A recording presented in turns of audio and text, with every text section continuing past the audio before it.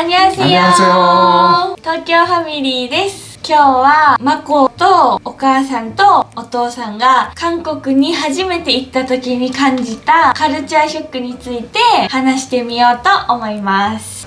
娘さんが今韓国人と結婚したんですけれども、娘さんの旦那さんの国、韓国に行ったことがありますか？3人の親御さんに挨拶に行くときに初めて行きました。で、今まで何回行ったんですか？挨拶に行った時と結婚式で行った時の2回。韓国に行く前に韓国ってこういう国じゃないってなんか思ったイメージとかありますか？イメージね、一番近い国だしね、サムスンとかいろいろ大企業もあってテレビでもたまには映ってたので、あまり日本とは変わらない国なんだろうなというイメージは。韓国の文化とか食べ物とかそういうのに接したことはありますか？行く前に。もうね、なんだっけ、チヂミチヂミだとか冷麺だとかね、あと忘れちゃいけないのはキムチよね。そうだね。結構チヂミもキムチも好きだし、結構食べてる。カンドラね。お父さんなんか一番楽しかったカンドラとかありますか？やっぱりチャングーだよね。もうあれでハマったね、本当に。そういう人はいっぱいいると思うんだけど。お母さんは？私はね、もう本当一番最初のカンドラは上野サーターが最初だと思う。マコと見ててね。見てた。天国の階段とか。ハマって見てた。テレビの前に座って。一番ハマってたのはお父さんとマコだったよね。だった。見てた。あとは K-POP でアイドルがさ出るじゃん。だからあんなアイドルみたいなかっこいい人が街中歩いてるかと思ってた。韓国に初めて行って空港に着いてなんかびっくりしたこととかありますか？チケットの買い方。なんだっけ、チケット。なんか現金で切符じゃなくて、交通カードみたいなのをスイカみたいなのを買って、後でそのカードを返したら500ウォン返ってくる。そのシステム？確かにね。やっぱ日本だと現金使う方が多いですかね。そうだね。電車は快適だったよね。空港から乗ったソウル駅までの電車。空港快速中のか結構快適で。席も広いし。綺麗な。じゃあそれで空港からどこに行ったんですか？ソウル駅行ったよね。ソウル駅。ソウル駅ってそこで兵役の格好をしてる人が歩いてて、兵役のある国なんだなって思った。多かったですか？結構いたの。休暇だったのかなと思って。普通にね。迷彩服はもう日本では自衛隊しか着ないけど出歩かないからそんな。それを見て危機感を感じたりしましたか？危機感までは感じないけど、やっぱり軍人さんが身近にいるんだねという感じ。でソウル駅からどこに行ったんですか？タクシーに乗ってミョンドンに行った。そのタクシーがびっくりしたの。なんでですか？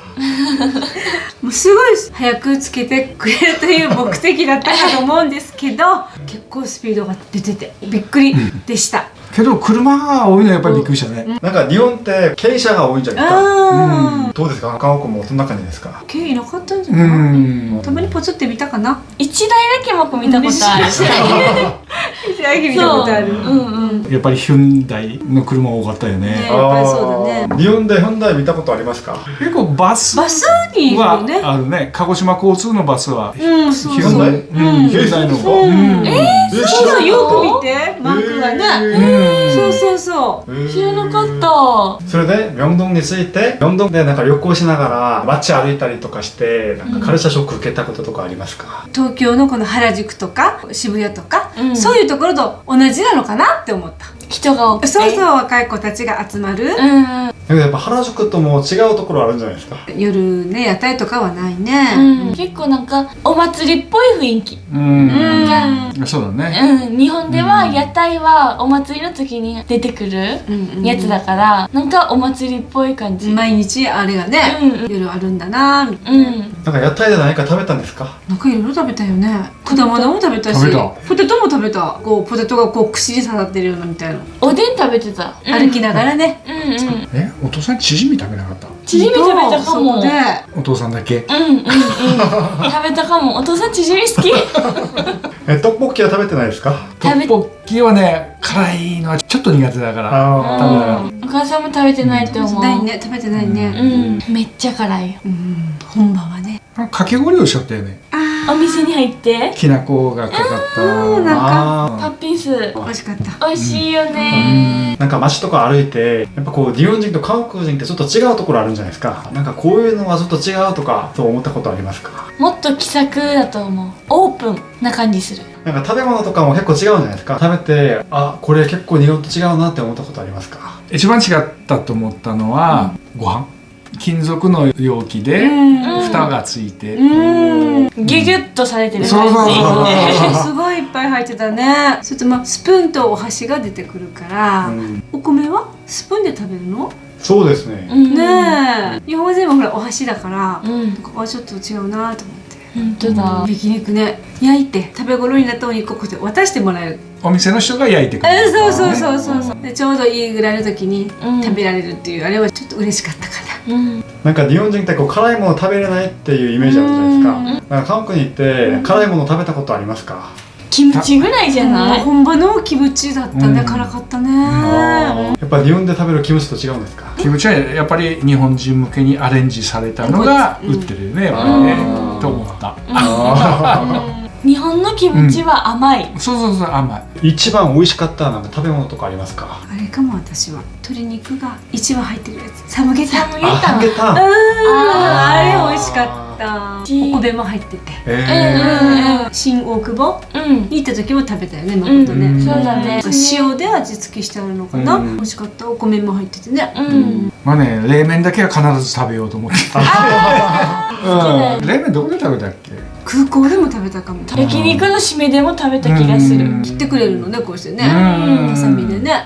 冷麺美味しかった。冷麺絶対食べたいって思った理由とかありますか？まあそれは本場のやつをね、ちょっと食べてみたいなっていうのがあったから。